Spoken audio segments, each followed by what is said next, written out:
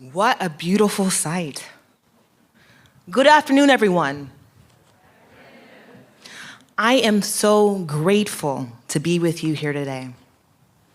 I'd like to thank you for the invitation. Coming to Santa Catalina always feels like coming home. The faculty, the staff, the students, all feel like a family in a sort of mystical reunion here at this beautiful school. I am grateful that we have all made it here safely to be together on this day.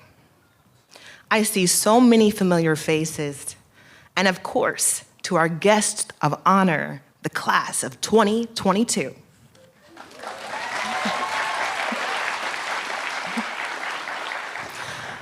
I am grateful to be here with my mother. If it were not for her, I would have not had this beautiful experience that is Santa Catalina. Thank you, Mom.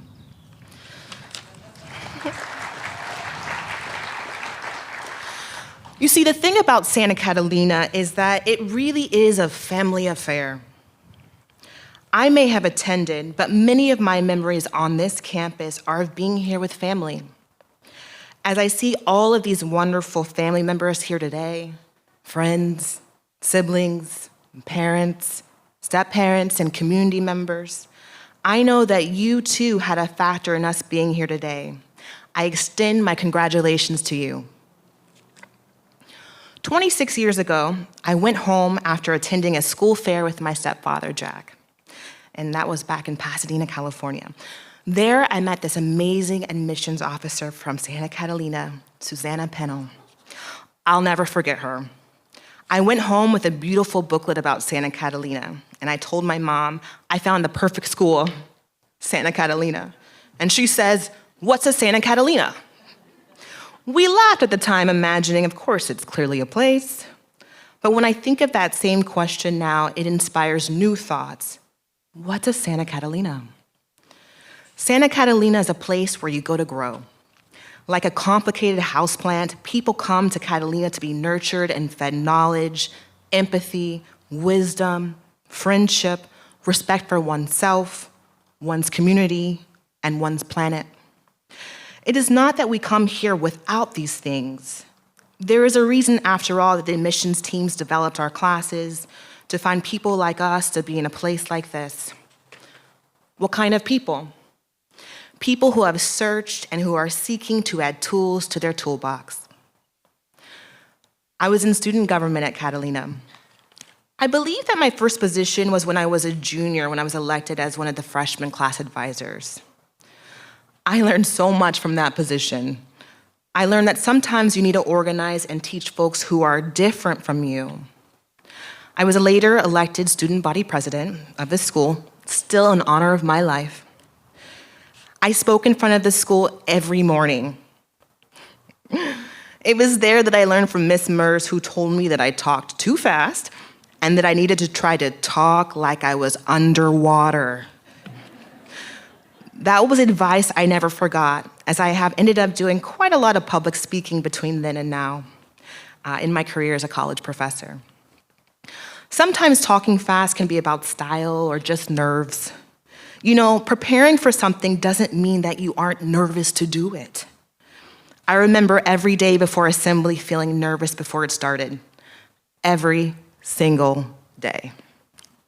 Now, you could say I'm a public speaker by profession. I still get nervous, and I still think of the advice of Miss Mers. Catalina helped me to be myself, to use humor, my love of life, and my joy as tools for change. One time in assembly, I shared a joke. It went something like this. There are 3 penguins in a bathtub. What does one penguin say to the other penguin? Pass the soap. And the school looked at me, much like you're looking at me now, staring, not laughing. You could hear a pin drop. Rather than move on from the error of my ways, I doubled down. Okay, everyone, that was a joke. We need to laugh. Now, I instructed everyone how to laugh. It's like this, ha, ha, ha, right? Tell them when to laugh. And then I repeated the joke. Finally now, to a room, if I remember correctly, roaring laughter. I've thought about this moment for about 20 years now. First of all, why are there 3 penguins in that joke? Second of all, it reminds me of persistence, the lesson of pushing on, pushing up, and even pushing through the tough moments. Sometimes you just have to push through the discomfort. And sometimes you have to inspire laughter through the hard parts of life. Sometimes you just gotta laugh about it. I left Santa Catalina for college in Indiana. I traded my small school experience for a wide, sprawling one in a big university. I remember feeling slightly unsure of how to dress myself for college without school uniforms. I totally packed my uniforms. My class started in college in 2001. In September, there were the attacks on the World Trade Center. Thousands died. I was grounded in that horrific moment by messages shared amongst my Catalina classmates. Here we were, graduates, recent graduates, now in college for the first time, experiencing a crisis that changes you forever. In the midst of that crisis, my Catalina classmates kept one another grounded and connected to one another. Now, I know you understand what it's like to live through a crisis. You've just spent most of the last few years in online education due to a global pandemic, away from one another physically and connecting with one another online. You know what it means to go through something so big and so unimaginable until it happens. And you also know what it's like to be on the other side, reaching out and connecting with your Catalina classmates. Your class, more than any other to date, has experienced this intimately. How these moments affect you and change you, how you find optimism and resilience in the midst of devastation, how to cultivate joy in the midst of sadness or great difficulty. I imagine that your class has changed in many ways over these years. We may not yet have the language to even really describe it. However, resilience is our collective tool, connection, to be connected to one another even when we are isolated or alone.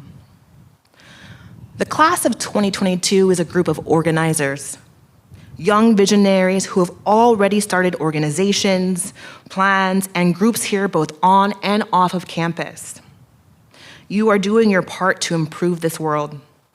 I commend you for your engagement in these issues. And as we know, as we've just seen tragically this week with children murdered in Texas, or elder supermarket goers who were killed just last week, there are so many issues. Santa Catalina, this place, this gift is a training where you have learned strategies and ways to be your best self, your gifted self, your self that can envision another world, a better and more just world. The task of the Catalina alumna is to always hold this experience close. This amazing education, these incredible educators, these wonderful people, from the people who fed you, right, who drove you, who cared for you, who taught you. This nurturing experience should help you to ask the questions and demand that other people get opportunities like the ones you have had.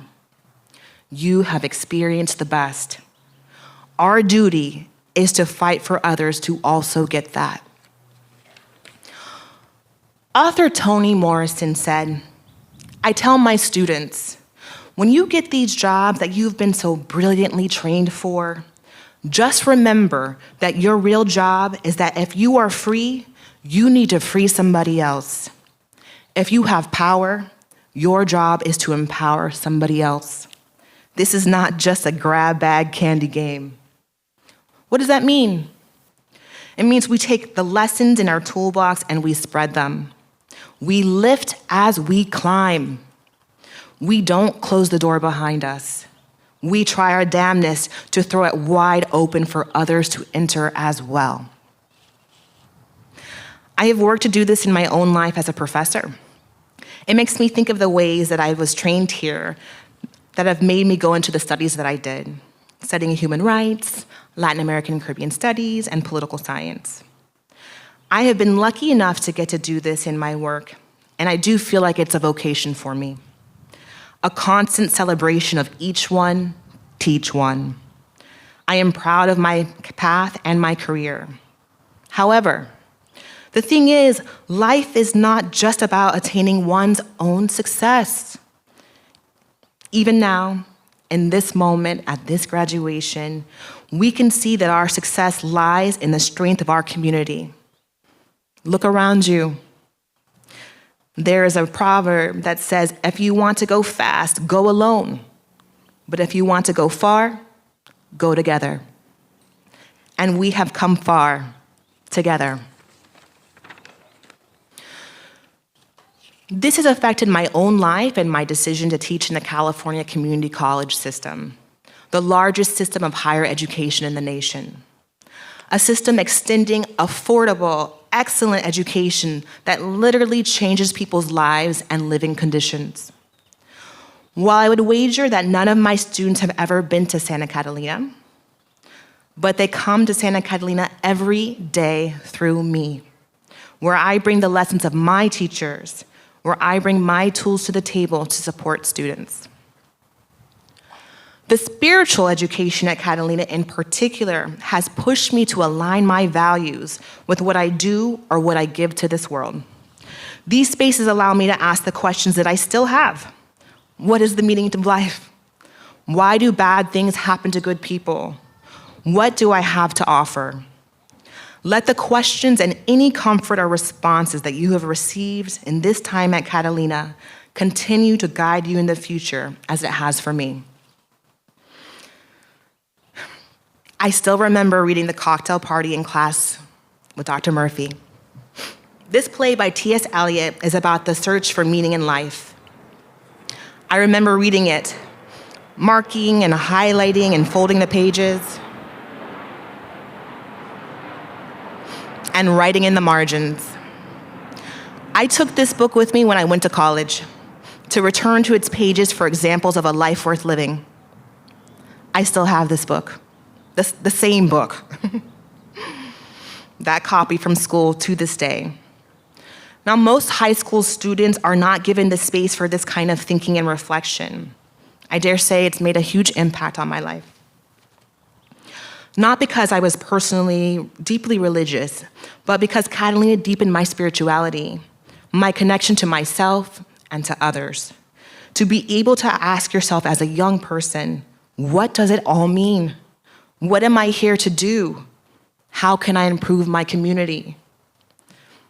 Of course, there are shared tools and even shared experiences across the generations. Singing the alma mater, ring sisters, chapel singing, and there are the things that you have experienced that are unique to this moment in time. Those memories, your learnings, your experiences, go into your toolbox for you to connect with and tap into in the future. These experiences of Catalina were set on the foundation of your families who worked so hard to nurture and develop you prior to you ever setting foot at Santa Catalina. Cherish and save those memories. I've come back here many times, and as you can see based on many who work here, that many Catalina alumna return here as well. For me, it was serving on the alumni board. Let me tell you, if you think that Catalina is a magical place for you now, imagine connecting with Catalina alumna from the many generations since its founding. Serving on the board was an incredible educational experience and really secured the feeling that no matter where you are, you have a home with Catalina. Whether that be here on campus, where you return and you're greeted by faces smiling and happy to see you home, or whether you connect with Catalina alumni wherever you are in the world, which I highly recommend that you do. You all are no stranger to service. If Catalina calls on you, please answer the call. As a political science professor, I used to give a writing assignment to have students engage with something really difficult happening in this nation. Devastating racism and discrimination, environmental degradation, extreme inequality, and more. When papers were finally due, I dreaded to read all of these assignments about what was going wrong with the world. Now, if I felt that as a professor, what must my students have felt about the state of the world? Was my assignment empowering them or resigning them to a horrible world? Then I shifted. While knowing what is happening in the world is half of the battle, learning how to act, how to do, how to engage is central. I ditched those papers for an assignment that teaches them how to push for deeper understanding and then to do something. They can listen to political news or podcasts, for example, but then they have to act, including registering people to vote, writing or calling representatives, or creating political art. You might wonder why making art is important for political change. Drawing or painting or making music. Well, these things are not only political, meaning that they can have a direct influence on the world, but they are central to social justice. Creativity and art are central to first envisioning and then changing the world. We have such huge issues in our world, massive ones that I'm sure you are acutely aware of. And it will take creative thinkers, artists, if you will, to create and devise the solutions that we need. When conducting research with women in Costa Rica, a woman explained to me about organizing. Somos gotitas de agua, juntas hacemos aguacero. We are each just droplets of water, but together we make a downpour. You may forget this moment, and you may forget me, but you will never forget these tools that you have added to your toolbox on this journey. Go off, envision and build the world that we need. Congratulations, class of 2022. Thank you.